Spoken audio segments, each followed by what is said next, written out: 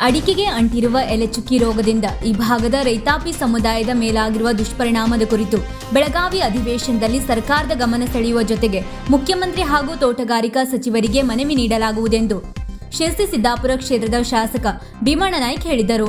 ಅವರು ಸಿದ್ದಾಪುರದ ಟಿಎಂಎಸ್ ಸಭಾಭವನದಲ್ಲಿ ನಡೆದ ಅಡಿಕೆ ಬೆಳೆಗಾರರ ಪ್ರಸ್ತುತ ಸಮಸ್ಯೆ ಕುರಿತ ವಿಚಾರ ಸಂಕಿರಣದಲ್ಲಿ ಪಾಲ್ಗೊಂಡು ಅಡಿಕೆ ಬೆಳೆಗಾರರ ಮನವಿ ಸ್ವೀಕರಿಸಿ ಮಾತನಾಡಿ, ಸಹಕಾರಿ ಸಂಘಗಳು ರೈತನ ಆರ್ಥಿಕ ಬೆನ್ನೆಲುಬಾಗಿ ಕೆಲಸ ಮಾಡುತ್ತಿವೆ.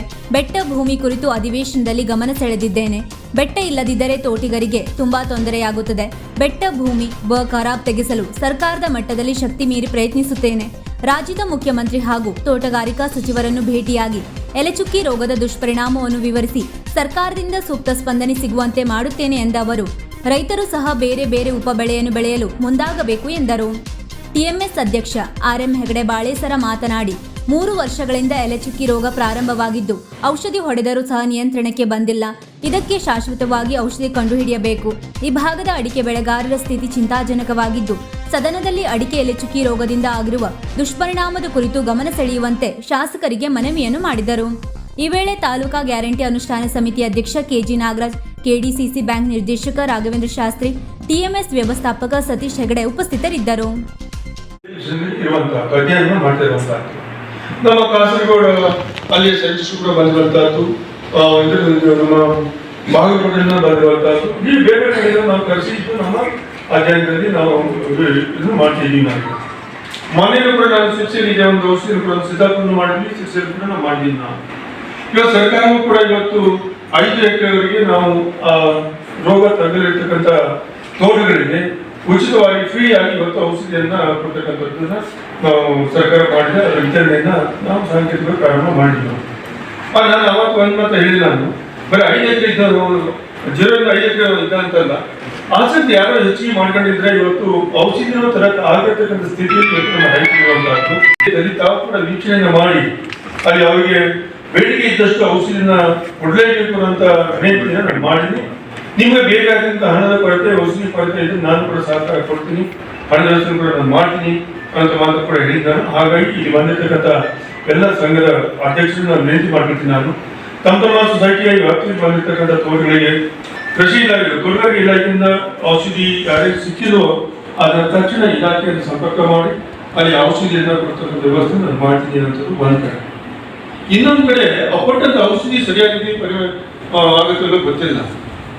ಕೆಲವು ಕಡೆ ಔಷಧಿ ನಾವು ಎಷ್ಟು ಹೊಡೆದ್ರು ಕೂಡ ಅದ್ರ ಪ್ರಯೋಜನ ಆಗಿಲ್ಲ, ಕೆಲವು ಕಡೆ ಪ್ರಯೋಜನ ಆಗಿಲ್ಲ ಅಂತ ಕೂಡ ಹೇಳ್ತಾರೆ. ಈಗ ನಮ್ಮ ತೋಟದಲ್ಲಿ ಕೂಡ ಲಾಸ್ಟ್ ಇಯರ್ ಬಂದಿತ್ತು, ನಾವು ಸಿಂಪಡಣೆ ಮಾಡಿದ್ವಿ. ಸಿಂಪಡಣೆ ಮಾಡಿದಾಗ ಅದು ಇದೆ ನಮ್ಗೆ. ಇಲ್ಲಿ ಆ ಥರ ಆಗಿರೋದು ಗೊತ್ತಿಲ್ಲ, ಈ ಥರ ಬಂದಿದ್ದು ಗೊತ್ತಿಲ್ಲ. ನಾನು ಹೊಡೆದಿರುವಂಥದ್ದು ಇದನ್ನ ಒಂದು ಮೆಡಿಸಿನ್ ಅದನ್ನು ಕೊಟ್ಟರು, ಅದು ಹೊಡೆದು ಆದ್ಮೇಲೆ ಕಂಟ್ರೋಲ್ ಆಗಿತ್ತು, ತುತ್ತಸಿನಿಂದ ಕಂಟ್ರೋಲ್ ಆಗಿಬಿಟ್ರೆ ಇದನ್ನ ನಾವು ಕೊಟ್ಟಂತ ಔಷಧಿ ನನಗೆ ಕಂಟ್ರೋಲ್ ಆಗಿಲ್ಲ. ಈಗ ನಾವು ಎಲ್ಲ ತೋಟಕ್ಕೂ ಕೂಡ ನಾನು ತುತ್ತಸಿನ ಸಿಂಪಡಣೆ ಮಾಡಿ ಈಗ ಸ್ವಲ್ಪ ಹತೋಟಿ ನಮ್ದಿದೆ. ಆದರೆ ಸಿದ್ಧಾರ್ಥ ಈ ಭಾಗದಲ್ಲಿ, ಮಲೆನಾಡು ಭಾಗದಲ್ಲಿ ಹೆಚ್ಚಿನ ತೋಟಗಳು ಇವತ್ತು ಕೆಲವು ಕಡೆ ಪಾಪ ಕೇಳಿದಾಗ ಈಗ ಪೂಜೆಯೂ ಕೂಡ ಅಡಿಕೆ ಸಿಗ್ತಕ್ಕಂಥ ಪರಿಸ್ಥಿತಿ ನಾವು ಇದ್ದೀವಿ. ಜೀವನ ಮಾಡೋದಿರಲಿ, ಸಾಲ ತೀರಿಸೋದಿರಲಿ, ಅಡಿಕೆನೂ ಕೂಡ ಒಂದು ಅಡಿಕೆನೂ ಕೂಡ ಸಿಗತಕ್ಕಂಥ ಪರಿಸ್ಥಿತಿ ನಾವು ಈ ಕಡೆ ಹೋದಾಗ ನೋಡಿದಾಗ ಬಹಳಷ್ಟು ಮಾಡಿ ಆವಾಗ ಆ ಭಾಗದ ಸೊಸೈಟಿಗಳ ಸ್ಥಿತಿ ಏನಾಗುತ್ತೆ, ಅದು ಇಂತಹ ಸಂಸ್ಥೆಗಳ ಸ್ಥಿತಿ ಏನಾಗುತ್ತೆ ಅನ್ನುವಂಥದ್ದನ್ನ ನಾವೆಲ್ಲರೂ ಸೇರಿ ಯೋಚನೆ ಚಿಂತನೆ ಮಾಡ್ತಕ್ಕಂಥ ಸಂದರ್ಭ ಆಯಿತು. ಇದನ್ನು ಮಾಡಬೇಕಾಗುತ್ತೆ. ಆದರೆ ಮಾನ್ಯ ಮುಖ್ಯಮಂತ್ರಿಗಳನ್ನ ಮತ್ತು ತೋಟಗಾರಿಕೆ ಮಂತ್ರಿಯಾಗಿರ್ತಕ್ಕಂಥ ಮಲ್ಲಿಕಾರ್ಜುನ ಕೂಡ ಭೇಟಿಯಾಗಿ ತಮ್ಮ ವಿನಂತಿಯನ್ನ ಅವರಿಗೆ ಕೊಡುವಂಥದ್ದು. ಮಾನ್ಯ ಮುಖ್ಯಮಂತ್ರಿಗಳು ಕೂಡ ನಮಗೆ ಏನು ನೀವು ಈಗಾಗಲೇ ಎಲೆಚುಕ್ಕೆ ಹಳದಿ ರೋಗ ಬಂದಿರ್ತಕ್ಕಂಥ ತೋಟಗಳಲ್ಲಿ ಏನು ಸ್ವಲ್ಪ ಬೆಳೆ ಇರ್ತಕ್ಕಂಥ ತೋಟಗಳಿಗೆ ರೈತರಿಗೆ ಆರ್ಥಿಕ ಸಹಕಾರ ಕೊಡಲೇಬೇಕು ಅಂತ ವಿನಂತಿಯನ್ನು ಕೂಡ ನಾನು ಮುಖ್ಯಮಂತ್ರಿಯಲ್ಲಿ ನಾನು ಮಾಡ್ಬಿಡ್ತೀನಿ ಅಂತ ಮಾತ್ರ ಕೂಡ ರೈತರಿಗೆ ಕೊಡ್ತೀನಿ. ಮುಖ್ಯಮಂತ್ರಿ ನಾನು ಕೊಟ್ಟಿದ್ದೀನಿ. ನಾನು ಇವತ್ತು ತಾವೇನು ಕೊಟ್ಟಿದ್ರಿ, ನೀವು ಬನ್ನಿ, ಅವಶ್ಯಕತೆ ಬಿದ್ದಲ್ಲಿ ತಾವು ಕೂಡ ಬನ್ನಿ, ನೀವು ಅಧ್ಯಕ್ಷರು ತಾವು ಕೆಲವು ರೈತರು ಬನ್ನಿ, ನಾನು ಮುಖ್ಯಮಂತ್ರಿಗಳನ್ನ ನಾವೆಲ್ಲರೂ ಸೇರಿ ಭೇಟಿಯಾಗೋಣ, ನಮ್ಮ ನೋವನ್ನು ಅವರ ಮುಂದೆ ವ್ಯಕ್ತಪಡಿಸೋಣ, ಅವ್ರು ಯಾವ ರೀತಿ ಮುಂದೆ ಸಂದೇಶ ಕೊಡ್ತಾರೋ ಆ ರೀತಿ ಹೋಗೋಣ ಅಂತ ಮಾತ್ರ ಕೂಡ ಈ ಸಂದರ್ಭಕ್ಕೆ ಬಯಸ್ತೀನಿ. ವೀಕ್ಷಕ ಮಹಾಪ್ರಭುಗಳೇ, ನಮ್ಮ ಚಾನಲ್ ಅನ್ನು ಸಬ್ಸ್ಕ್ರೈಬ್ ಮಾಡಿ, ಶೇರ್ ಮಾಡಿ, ಪ್ರೋತ್ಸಾಹಿಸಿ.